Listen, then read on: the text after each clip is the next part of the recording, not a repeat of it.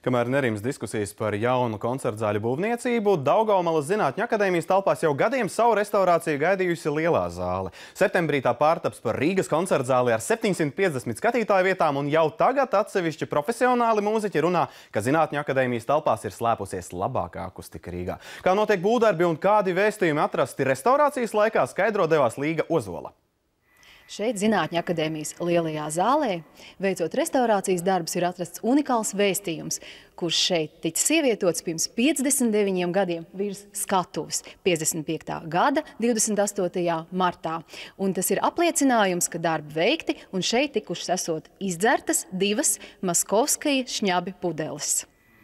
Zāles plašums pārsteidz ar grandiozo vērienu un pamatīgumu, kas raksturīgs pagājušā gadsimta Staļina laika būvēm. Telpās, kas gadu desmitiem kalpojuši zinātniskām konferencēm, kompartijas sapulcēm, tagad būs 2 ar jaunām tehnoloģijām aprīkotas koncertzāles. Mazā ar 200 sēdvietām un lielā, kas varēs uzņemt vairāk par 750 skatītāju.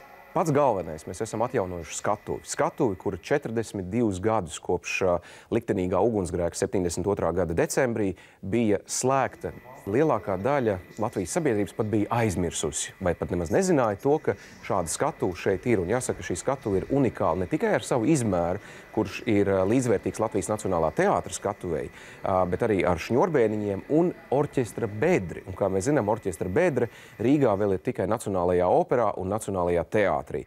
Kā pievienotā vērtība un neatņemama ēkas dizaina sastāvdaļa tiek restaurētas un saglabātas oriģinālās lustras, kas savulaik esot maksājušas automašīnas Volga cenu. Atjaunots tiek arī oriģinālās ģipšu sienas un koka apdares paneļi, kas ir zāles izcilās akustikas skaidrojums.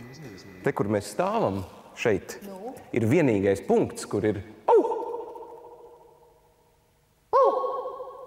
Tas ir kupola efekts.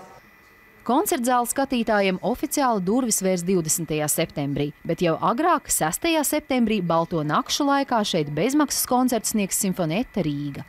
Būtisks fakts šajā procesā ir finansējums, kurā nav ne centa no Eiropas fondu, valsts vai Rīgas pilsētas kabatas. Tā pamatā ir ziedojumi un privātais kapitāls. Līga Ozola, Artēmijs Leskovs, Latvijas televīzija.